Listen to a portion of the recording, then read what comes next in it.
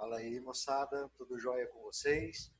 Então é muito bom estar aqui mais uma semana, a gente poder discutir o direito internacional. Espero então na semana que vem que nós possamos aí estar juntos na sala de aula, né? Na aula de hoje, então, nós entramos numa parte da matéria que é a parte dos direitos humanos, jóia? Quando nós discutimos direitos humanos, eu vou até abrindo um material aqui.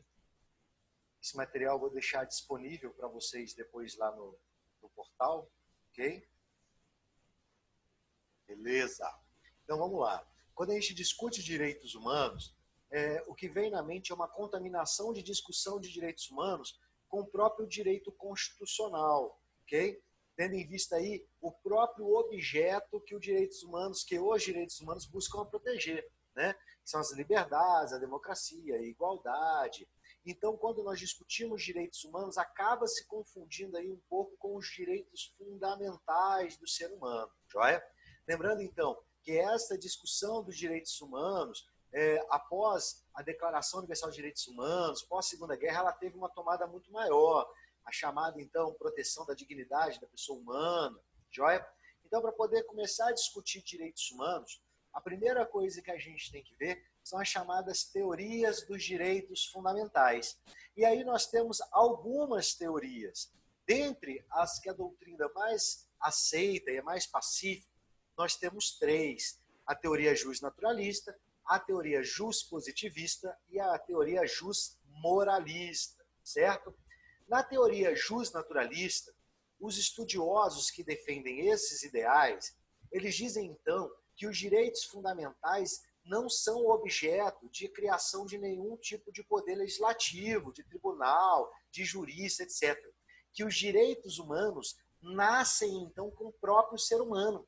O simples ato de nascer já, então, acarreta aí o recebimento desses direitos, joia?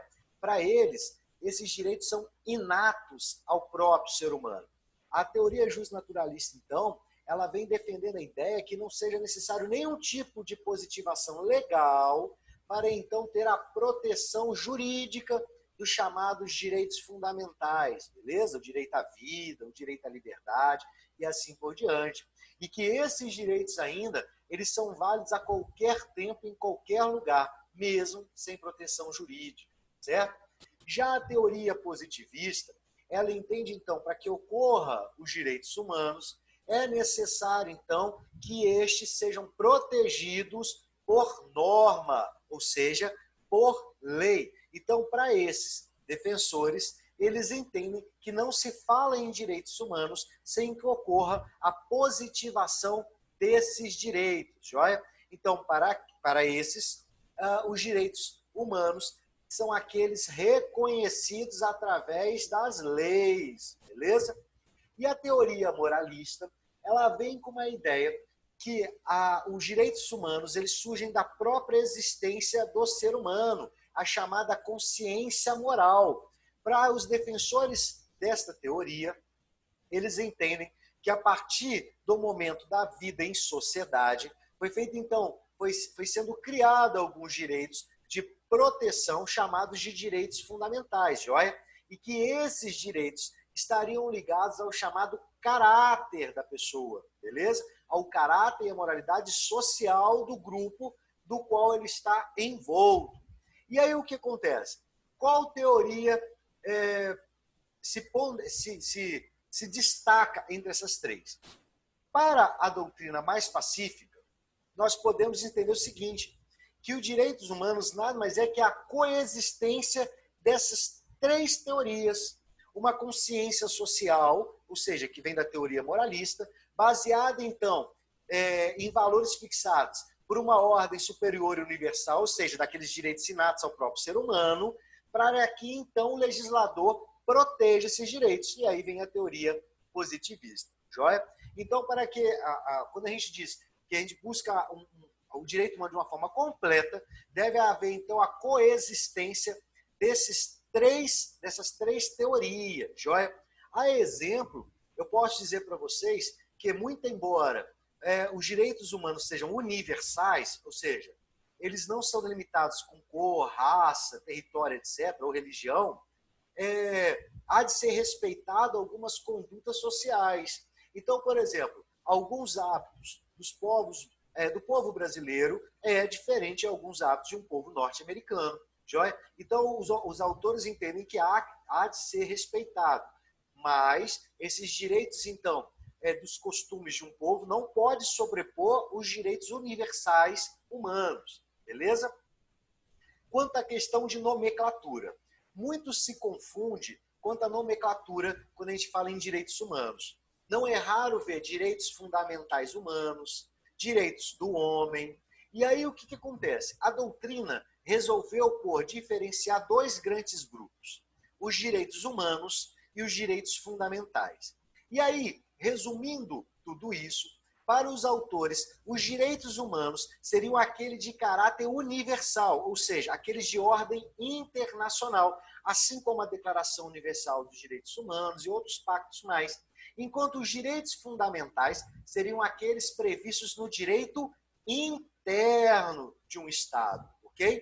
Então, a diferença principal seria essa. Então, em regra, os direitos humanos seriam aqueles expressos no sentido universal, em uma ordem internacional, enquanto os direitos fundamentais seriam aqueles, para dizer que são os positivados dentro da ordem interna de um Estado. A exemplo, então, nós temos aqui que os direitos humanos podem ser comprovados através da Declaração Universal dos Direitos Humanos de 48. Já os direitos fundamentais possuem um título próprio lá na Constituição Federal de 88, que são dos direitos e garantias fundamentais, correto? Nós ainda temos a nomenclatura de direitos do homem, ou chamada ainda de direitos naturais. E aí a doutrina, então, conceitua esse direito sendo aqueles que vêm do viés do justnaturalismo, ou seja, aqueles que não são protegidos por nenhuma norma, sendo inatos, ou seja, próprios do ser humano, bastando então esse indivíduo, bastando a concepção desse indivíduo, joia? Então, estas são as três principais diferenças quanto à nomenclatura. Mais para frente, nós vamos ver ainda algumas outras nomenclaturas mais próximas, como os direitos regionais, fiquem tranquilos. Joia? O ponto que chama muito destaque quando a gente discute direitos humanos são as chamadas características dos direitos humanos. Quando nós discutimos características de direitos humanos, se vocês pegarem o livro do Acioli, do Bandeira, entre outros autores, vocês vão ver que há divergência. Para alguns autores, nós temos um grupo principal e um grupo secundário. Para outros autores, todas essas características elas são feitas de um bloco único. Então, vai diferenciar da doutrina que vocês estão analisando.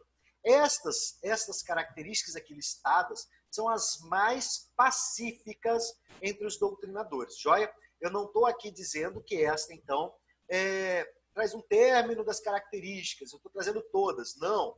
Estas são as mais pacíficas. Leve em conta que nós estamos discutindo um direito que ele é, então, estudado em vários estados, com várias formas de governo, com várias formas de direito, beleza? Então, por isso que nós vemos essas características que são as mais aceitas, uma multiplicidade, então, de formas de governo, beleza? Então, primeiro nós temos aí essas características principais. A primeira delas, que nós vamos discutir, é a historicidade. Olha só, pela característica da historicidade, a ideia quando a gente discute direitos humanos é que os direitos humanos não surgiram da noite para o dia. Eles tiveram um processo de criação onde, a partir do momento da evolução da sociedade, esses direitos foram sendo criados ou ainda sendo protegidos. Joia? Ou seja, os direitos humanos não foram criados num bloco único, de uma vez só. E o mais interessante quando a gente discute direitos humanos é que nós conseguimos observar que a proteção jurídica desses direitos decorrem de fatos históricos muito marcantes. A exemplo, só como exemplo, nós podemos aí pontuar a Segunda Guerra Mundial. Olha só, a Segunda Guerra Mundial foi o grande marco histórico para a proteção da dignidade da pessoa humana. Ou seja, até então, não se discutia a universalidade desse conceito da dignidade humana em norma constitucional. Olha que bacana. Ou seja, através de fatos históricos, são então protegidos os direitos humanos. Nós temos aí, como outros exemplos, o fim do trabalho escravo, a criação de normas trabalhistas, nós temos aí a proteção dos direitos sociais, tudo isso decorre de fatos históricos. Então, os direitos humanos, eles caminham lado a lado com a história, joia? Nós podemos ver essa evolução da sociedade e, ao mesmo tempo, essa evolução das normas de proteção dos direitos humanos, beleza? Outra característica é a irrenunciabilidade. Olha só, os direitos humanos são irrenunciáveis, ou seja, ninguém pode abrir mão do seu direito humano. E aí, então, esse conceito então, genérico do conceito de irrenunciabilidade começa a esbarrar em alguns direitos, como, por exemplo, os direitos da personalidade. Por que eu estou dizendo isso? Porque a pessoa, então, ela não poderia vender a sua privacidade, a exemplo. Mas, a partir do momento que ela torna-se uma pessoa notória, ela perde um pouco da sua privacidade. No mesmo sentido, nós temos aí algumas discussões bem quentes a respeito da renúncia ao direito à vida, chamada eutanásia, e entre outras formas mais de mortes assistidas, o próprio aborto e ainda o suicídio. E aí o que acontece? Muito embora esses direitos sejam irrenunciáveis, nós sabemos que se você se deparar com o Código Penal, você vai ver o chamado aborto legal, ou seja, o direito, então, de cessar com a vida desse nascituro decorrente de crime sexual e assim por diante. Ou seja, existem algumas situações que devem ser observadas nas normas de direito interno, beleza? Outro exemplo que nós podemos pontuar é a questão do próprio suicídio, né? O suicídio, então, seria tentar-se contra a própria vida. E aí o que acontece? Nós não temos uma conduta criminosa no crime de suicídio, ou seja, a pessoa que tenta suicídio e não é eficaz, ela não vai ser punida por tentar cometer o suicídio. Diferente, obviamente, da pessoa que assiste, da pessoa que incentiva e assim por diante. Joia? Outro detalhe, os direitos humanos, então, eles são inalienáveis, ou seja, os direitos humanos não são objeto de comércio, ou seja, você não pode vender o seu direito humano. A exemplo, eu não posso vender a minha vida, eu não posso vender a minha liberdade. E eu falo mais, eu não posso doar a minha vida, eu não posso doar a minha liberdade. Quando a gente fala que ele é inalienável no sentido oneroso ou gratuito, e não apenas no sentido oneroso, joia?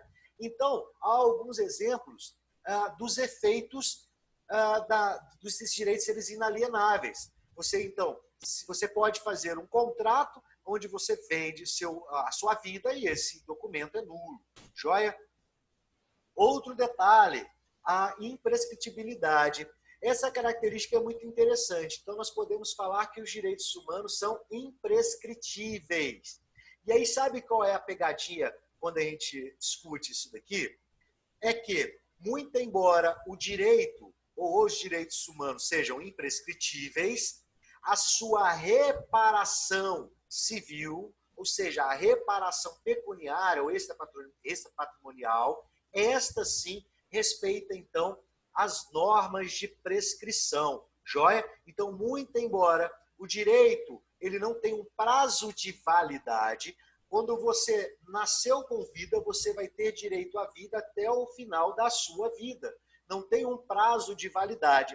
E aí, olha só que interessante. Mesmo após a sua morte, pelos direitos da personalidade, por exemplo, o seu nome é resguardado, o seu corpo é resguardado e até mesmo os seus órgãos são resguardados, dependendo, então, da anuência dos seus parentes. Joia?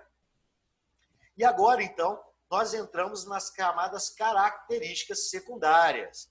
A primeira característica secundária é a chamada proibição ao retrocesso, ou seja, a ideia é que os direitos humanos devem sempre avançar e nunca serem reduzidos. Por isso que a discussão de pena de morte, redução de maioridade civil, e a maioridade penal, entre outras situações, desculpa, ela acaba se esbarrando nessa própria questão da proibição de retroceder os direitos humanos. Joia? O próximo princípio, e alguns entendem que este é um dos principais características dos direitos humanos, é a universalidade. Olha, alguns autores entendem que a própria criação dos direitos humanos decorre dessa necessidade da universalidade, ou seja, de preservar direito a pessoas de uma forma genérica e não mais pessoal. Ou seja, quando eu tive as primeiras normas de direitos humanos, por exemplo, a Carta Magna de 1215, a Carta Inglesa, né, aonde buscou então reduzir os poderes do Estado, ou até mesmo que criou o devido processo legal, o objetivo desta norma era um objetivo de gerar efeitos naquele momento a todo o povo inglês, e não mais uma categoria das pessoas, ou uma raça, a um sexo e assim por diante. Então, quando nós discutimos os direitos humanos, eles têm um caráter universal. Por isso que nós chamamos de Declaração Universal dos Direitos Humanos. Inclusive, esse tratado internacional é o tratado com maior número de ratificações e adesões de todos os tratados que nós temos dentro do direito internacional. Joia? E aí, o que acontece, então? O grande marco para a discussão da universalidade foi o final da Segunda Guerra Mundial. Sabe por quê? De nada adiantava o povo francês ter normas de direitos humanos que protegiam os franceses. De nada adiantava o povo mexicano ter normas de direitos sociais e humanos que protegessem o povo mexicano. Surgiu a necessidade de extrapolar as fronteiras do direito interno e se discutir normas de direito internacional que protegesse, então, todo ser humano, sem distinção de nenhum tipo de raça, cor, credo, território e assim por diante. Então, quando a gente diz em direitos humanos, uma das principais características dos direitos humanos é a própria universalidade. Ponto, então, que a gente deve chamar a atenção é a questão do chamado relativismo cultural. Existe uma corrente que diz que os direitos humanos não poderiam sobrepor o chamado relativismo cultural, ou seja, aqueles hábitos sociais de um determinado povo. E aí existe corrente, acreditem, que defende, então, que deve ser respeitado as normas, alguns hábitos e costumes de alguns estados, mesmo que isso contrariasse as normas de direitos humanos. Olha que loucura. A exemplo aqui, nós podemos colocar, a possibilidade de matar filhos do sexo feminino quando nasce primeiro, entre outras situações, para não entrar numa discussão mais acalorada. Joia? Só que vocês têm que entender, a doutrina predominante entende que os direitos humanos, então, têm prevalência sobre o relativismo cultural. Beleza? Ou seja, essas normas de direitos humanos sobrepõem, então, essas regras de condutas sociais e morais de um povo que contrariam essas normas. Beleza, moçada? A interdependência. Olha só, quando a gente discute direitos humanos, você tem que levar em conta que os direitos humanos, muito embora são normas autônomas, ou seja, nós temos diversos tratados internacionais, eles devem ser compreendidos numa forma de bloco. Por que eu estou dizendo isso? Porque a ideia de tratar as normas de direitos humanos como blocos traz uma ideia dele ser indivisível. E se ele é indivisível, geraria uma proteção muito maior e ainda uma igualdade entre essas normas de direitos humanos. Joia? Então, por exemplo, a liberdade de locomoção está intimamente ligada à garantia de habeas corpus. Joia? Beleza? Então, olha só, nós entendemos que ele é um bloco único, mas ele conversa entre suas normas. Então, nada adianta eu ter o direito à liberdade, isso até, a gente já vê outra característica muito parecida, se eu não tiver a proteção daquele direito. Beleza? A inviolabilidade. Olha só, a característica da inviolabilidade é a ideia de impossibilitar o poder legislativo, judiciário, ou mesmo executivo e administrativo, de violar esses direitos. A exemplo, eu posso colocar aí a Câmara dos Deputados criar a possibilidade da pena de morte, ou ainda numa instância inferior, beleza? Então, a inviolabilidade, ela caminha junto com a impossibilidade de retrocesso, joia? A efetividade. Gente, de nada adianta você ter direitos humanos se você não consegue exercer esses direitos humanos de forma plena.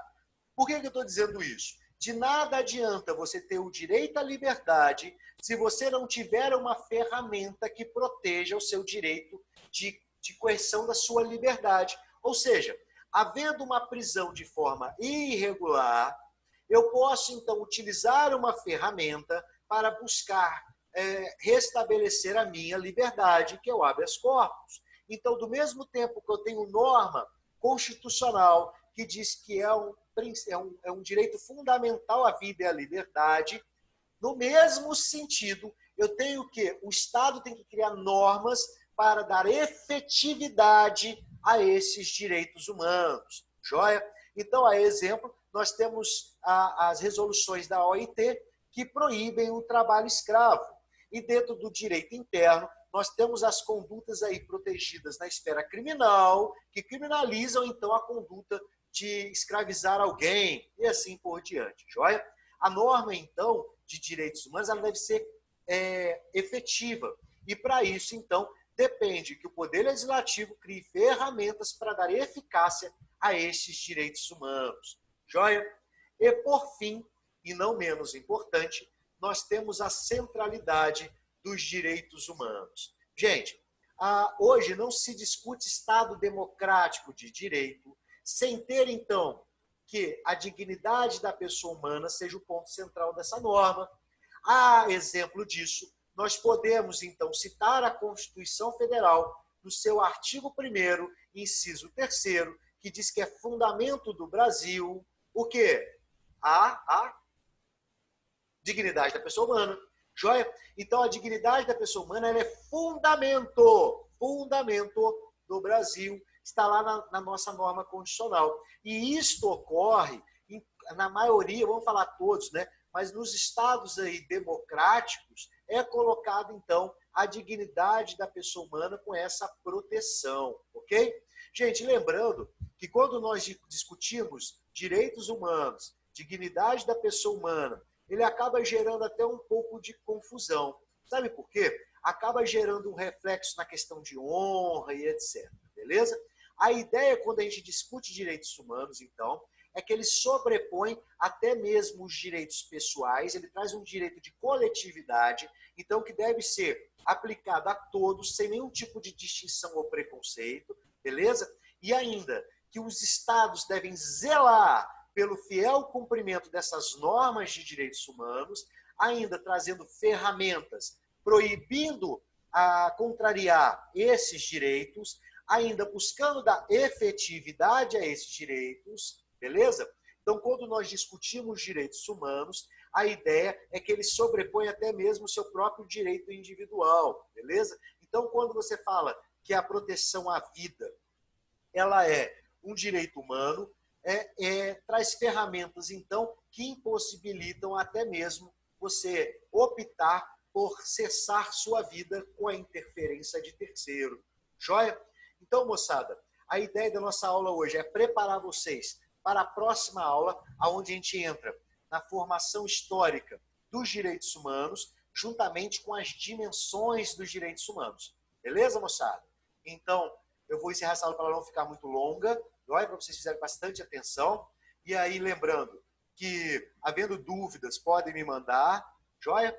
E até semana que vem. Abraço!